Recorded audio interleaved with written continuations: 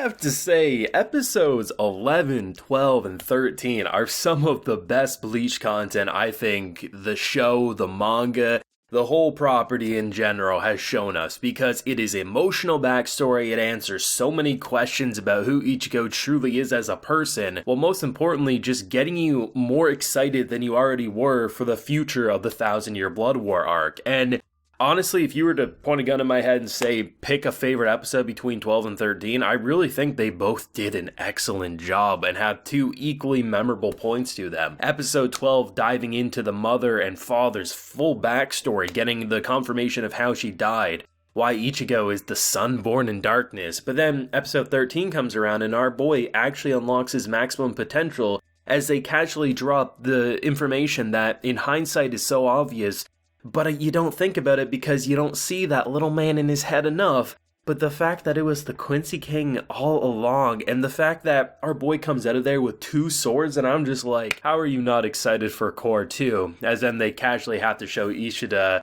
go to the Quincy King, and he's like, hey son, let's go cause some carnage. And I'm like, okay, you can't end it like that, but of course, they needed some sort of sucker punch to tie us over. Now, I do got a full live reaction to both episodes 12 and 13 available on the Patreon. I got them split up, so if you're only interested in one, you can easily find that. But let's talk about these two episodes, because honestly, I wasn't sure what to expect other than more of the backstory, and that was mostly what I was expecting. So to see our boy actually come back, not go into a fight or anything, but just casually walk through that sea of dummies, to then pick out the one that's actually for him, and then of course in Bleach fashion have to show him butt ass up in the air when they fall down a hole. But it was just nice to see that Bleach just kind of felt like over these 13 episodes, right, not only did it show us cool content for the arc that we're following, but it explains so much about who Ichigo is as a person, because throughout the journey, I mean, if you actually look back to earlier Bleach discussions, there used to be people who would criticize saying like, oh, Ichigo can just do everything. It feels like he can pull some Quincy powers or he can pull some hollow powers from thin air.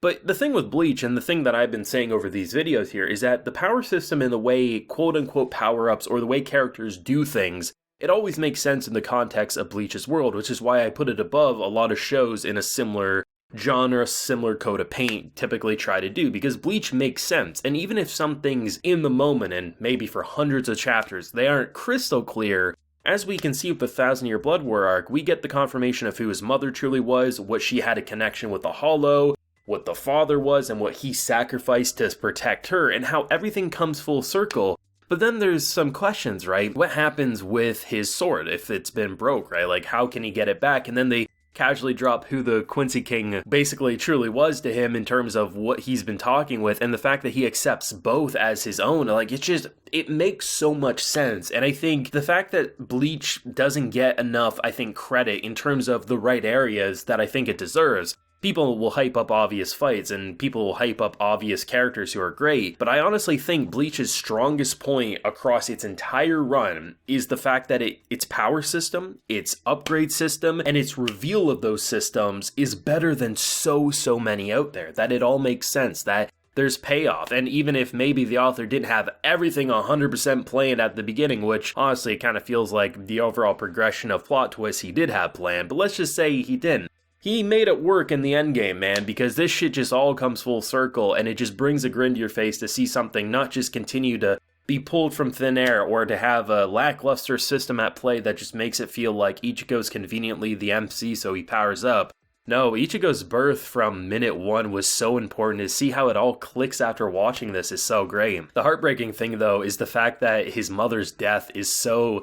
It's a tough pill to swallow, because literally it said this is something she could have easily protected herself against, but that bastard took her powers away, leaving her helpless, and all that we can see is a poor Ichigo with his dead mother's body on top of him, and he's ready to break down. It is heartbreaking to see what this man did, and the whole concept of the tainted bloodlines and everything, but it's the father, man, to see, like, this is the most Ichigo thing ever, and that's what I was talking about in the prior video, is that you really see his father in him, right? Because basically you're being told, hey bro, like, you more or less will have to give up all your abilities. You'll just be essentially a dumb human, you know? It's more or less anyone would say, no, I don't want to do this for someone I just met.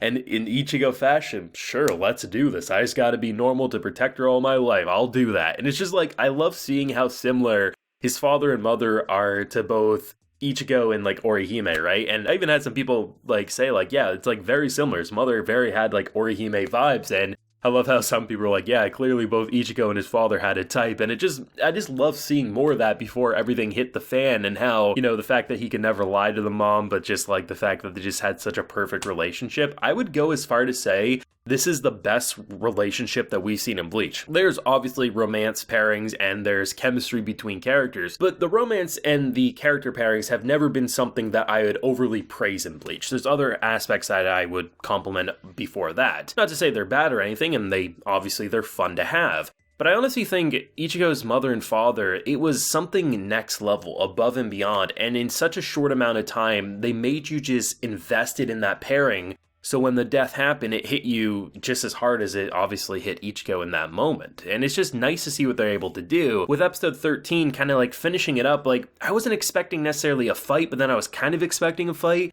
But then to see how they forged that blade and how meme-worthy it was, I mean, our boy literally at one point gets his pinky snapped and just like they all fall down in superhero landings. As like some people are using their tears to pour water, others are using their hair to forge a sword, ripping a tooth out. It's just like they are so extra and they're so perfect to be around this man. And the fact that my boy can go in there just barehanded and just raw dog grabbing that blade, and the fact that he comes out with two is just, it was hype, man. It was exactly what you wanted to see for a last episode of Cour 1, and I think it does enough to answer, make you feel like we learned so much, we saw so much exciting content from action to revelations, but most importantly, it felt like Ichigo, you know, the fact that this has been a fragment of his power, the one little fragment that couldn't be sealed away, we are about to see some next level Ichigo in Cour 2, and I'm very, very excited as they give you that cliffhanger with our boy Ishida. Just, honestly, I'm frightened to see potentially Ichigo versus him, but